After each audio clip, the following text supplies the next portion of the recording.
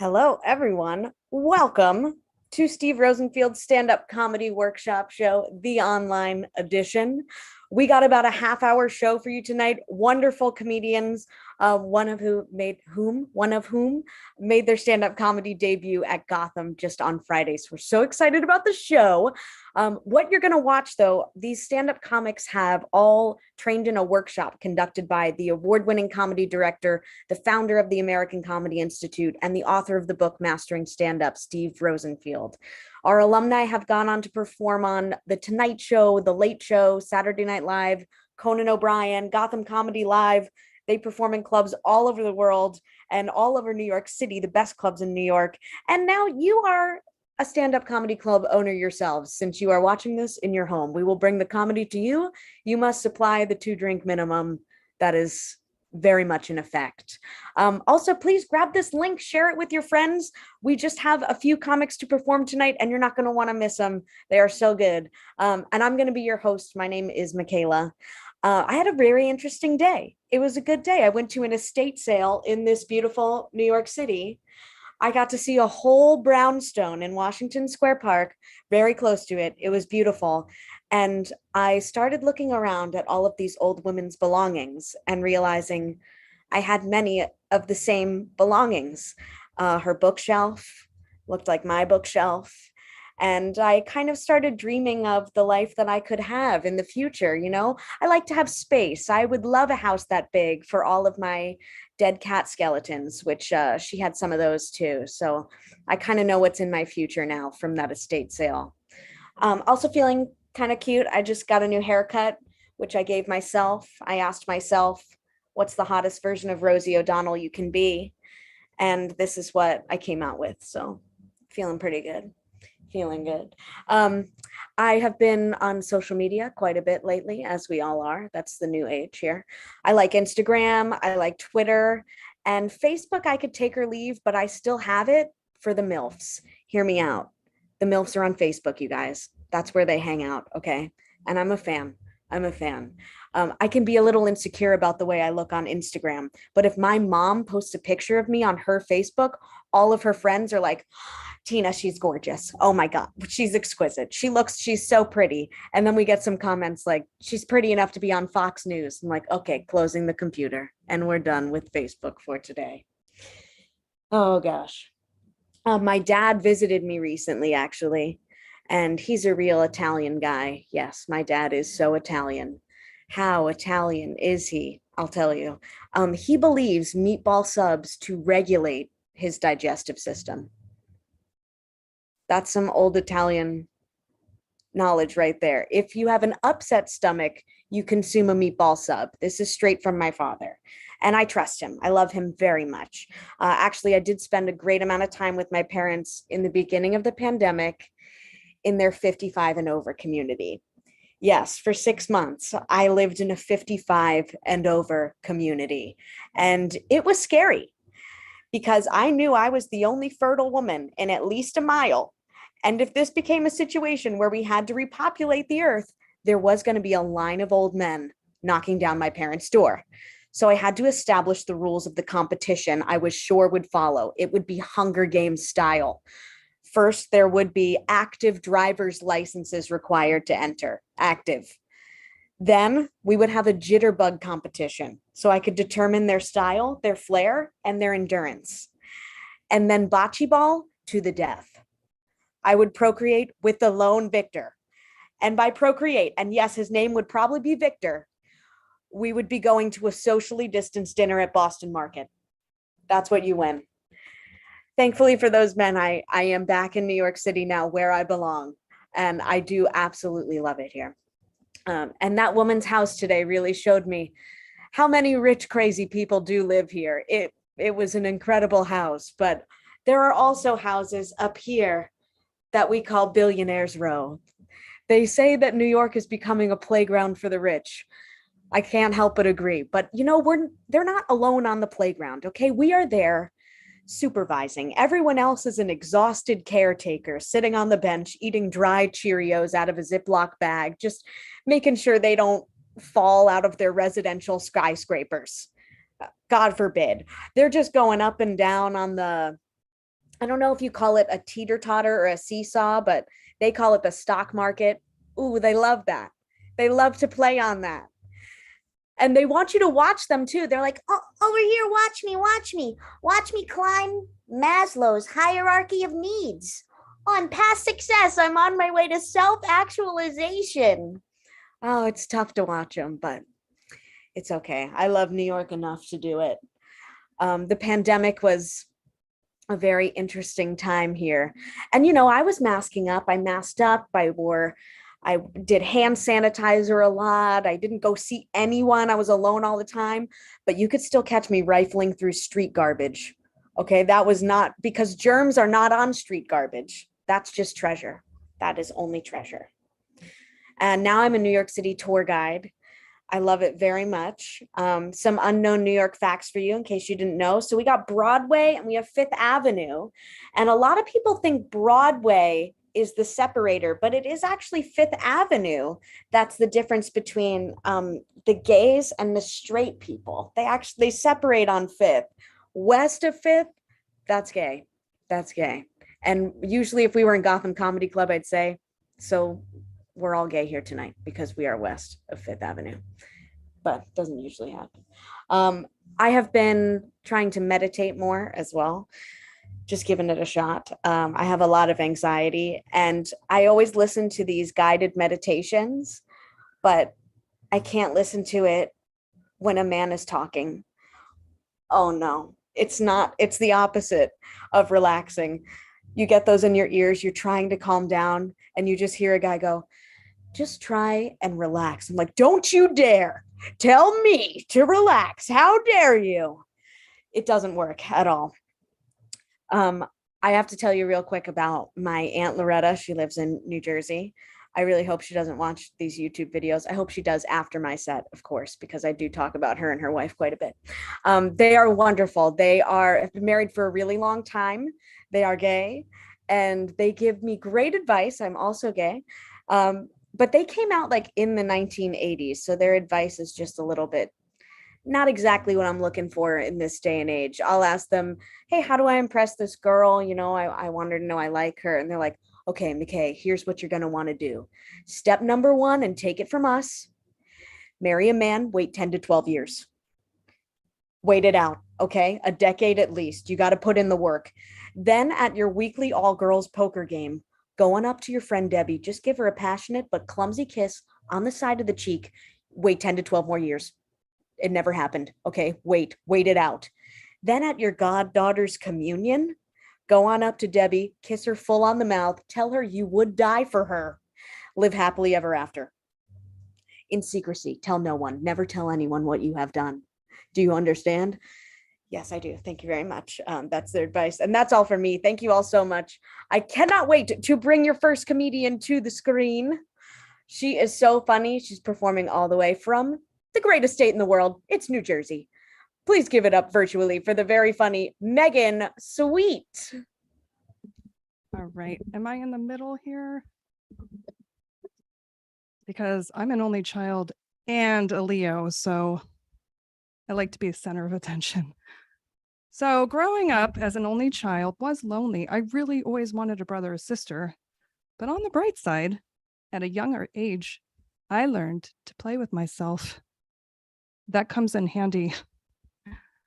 I go to museums and I'm always excited to go and see the artwork, but I get really bored. Do you guys get bored at art museums or any kind of museum?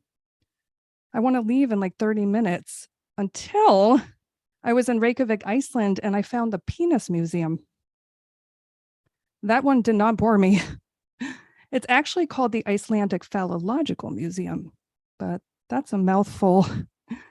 When I went in, I didn't realize that whale penis is really long and very pointy.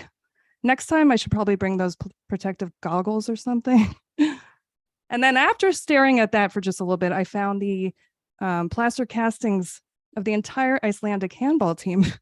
So I spent a lot of time in that exhibit, really just checking it out and staring. But before I left the museum, I did use their penis-shaped telephone. I tried to call home, couldn't get through. It was too hard. I was walking down the street the other day and there was one of those electronic traffic signs that you see, and it said Special Olympic Torch Run. Expect delays. Isn't that redundant? When I was in high school, a lot of guys made fun of me for having small boobs. But just like Michelle Obama says, when they went low, I went higher. I got a push-up bra. Didn't do much. But then I didn't give up. I started the very first small breast club at my school. I wasn't just the president.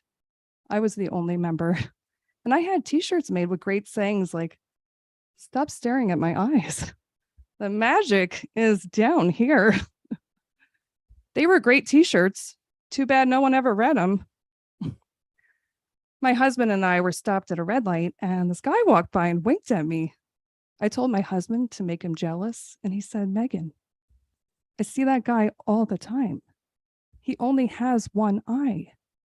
He's always winking." Still made me feel good. So growing up, I had a single dad, which was a little different, especially back in the 80s. And I did have some role models to look up to in his calendars. He would take me to all the mother-daughter events just to find a date. So we got kicked out of all of them. But there was one really important lesson that my dad did teach me. And that was when I was in my teens and I sat down and put on one of his VHS cassette tapes, Indiana Jones, Romancing the Stone, great movie. But when I put it on, it was actually Romancing the Bone. My dad labeled his porn with regular movie titles. This is not the best idea. So I'm going to leave that wisdom with you all. And I don't do it either. So I am very thankful for the lessons that I've been given. The native language of my family is small talk. Anytime I had big feelings, they were just shoved right under the rug. But it was difficult to have friends over. The rugs were really high off the ground. So how are you all doing? You okay? It's hot out. It's really hot out there, isn't it? They say the heat's going to be going for a little while longer. Sundays. Who needs them? They're right before Mondays. So I was at the train station one time in the restroom, and this woman comes up to me and just starts telling me her life story. I was like, "Please stop. What say you? I go get us some nice ice cold soda pops?" Then I'm all ears. So she talked and talked, and I loved it because it's big talk. But then when it was my turn to tell her my story, she just walked away. Is the Me Too movement still moving? I'm just wondering. Or was that just a fad? Because honestly, it wasn't that great for me. I kept messing it up. My friend was like, "Megan, I was sexually harassed." I was like, "Me too." Because to me, "me too" is a happy phrase. She never talked to me again. But actually, eventually she did, because I called her up and I said, "I'm really sorry. I feel really guilty about that." So we hung out a few times and she said, "Megan, I'm so glad we're friends again." And I said, "Yeah, me too." So I can't believe I'm going to be 45 in a little over a week. I still have no idea what I'm doing. But if you go ahead and look at my name here on the screen, you'll see my Instagram channel named. So if you'd like to follow me and watch my midlife crisis unfold before your eyes on social media, it's going to be very interesting. Stay tuned. Oh man, the state of the world is really unkind right now, isn't it? Or maybe that's just the state of Florida. I don't know. That governor. But I think a lot of us are feeling anxiety these days. I know I'm not alone, but not to toot my own horn, I've had anxiety my entire life. So if you want to take some advice from me, and I'm going to share it so you don't have a choice, don't hold all your anxiety in on the inside. Don't hide it, because if you do, other people's therapy dogs are going to sniff you out. Happens to me all the time. And remember, anxiety is like trying to see the future. And most of us don't have that ability, but we pretend that we do. So just be easy on yourselves And remember, life is short, and always try to fulfill yourself. Don't waste time getting somebody else to do it for you. Sometimes I forget, but then I'm like, you know what? I can always just go back to that day at the Penis Museum when I was looking at those plaster castings of the entire Icelandic handball team. Fulfills me every time. Thank you guys so much. Have a good night. Megan, Bye. sweet. Yes, follow Megan on Instagram. This is the year she's going to get boobs. Great set. Thank you, Marzia, for being on the show. Your next comic made a stand-up comedy debut at Gotham on Friday. And now for you here tonight on the internet, please give it up for the very funny Alton Chisholm. Thanks, Michaela. So I have a tall girl fetish. And I thank God every day that he made me 5'2". I can walk down the street at any time, any place, and be like, oh my, who is she? Oh wow, look at her. Oh, did you see the on her? And I feel like a kid in a candy store that can't reach the top shelves. I recently approached this tall woman, and I'm trying to pick her up. And she looks at me and she says, you look like a garden gnome.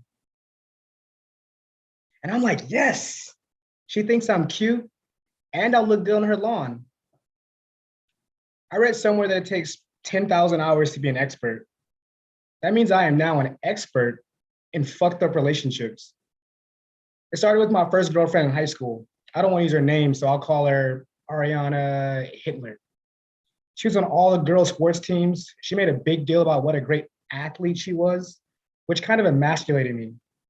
So one day I'm in my driveway and I'm changing a flat tire, and she pulls up in her old school Cadillac. She lifts up the back of my car with one hand and then changes the tire with the other hand.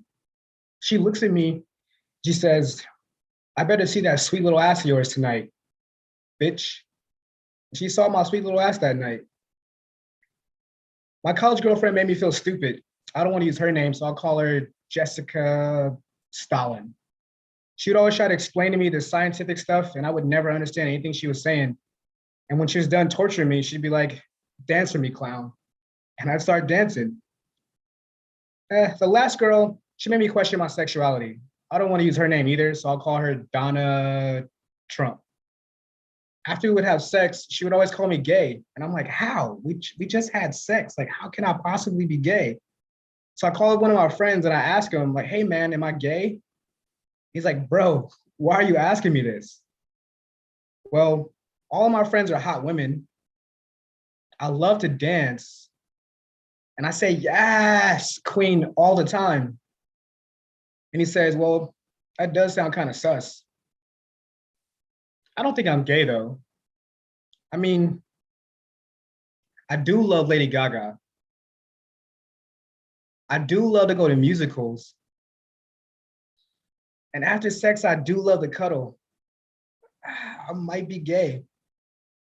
That last relationship kind of threw me for a loop. I started going and doing energy work, went to go see a shaman. And the shaman says to me, my grandfather's looking out for me. And I'm like, that's odd. The only thing my grandfather said to me was, blah, blah, blah, blah, blah, blah. Well, my grandfather, he was a mechanic in the military. So my mom tells me to, wheel him out there, have him help me work on my car. He looks under the hood and he goes, blah, blah, blah, blah. And I'm like, I have no idea what he's saying. So I look at my brother and I'm like, help me, help me. And my brother looks at me with a straight face and is like, oh, he says you need to change the carburetor. I'm like, how? How do you get that out of what he just said? Well, my grandfather got sick and my whole family went to go visit him in the hospital. I hear him go, blah, blah, blah, blah, blah. So I knew he was talking to me. I walk over, I lean over, and the last words he said to me were, Alton, I was just fucking with you. Beep. Thank you. Thank you guys. This has been wonderful. Alton Chisholm. Awesome. And folks, that is our show. Thank you so much for tuning in tonight. We have workshops every single month and they are online. So wherever you live in the country, in the world, you can do stand up at the American Comedy Institute and work with Steve Rosenfield. And we do have online shows every month. We also have our in-person shows at Gotham Comedy Club in New York City. Our next workshop starts August 9th. Our next show at Gotham is August 19th. We hope to see you at one, the other, or both. And thank you so much for watching. Go to our website, www.comedyinstitute.com, for more information. Thank you so much and have a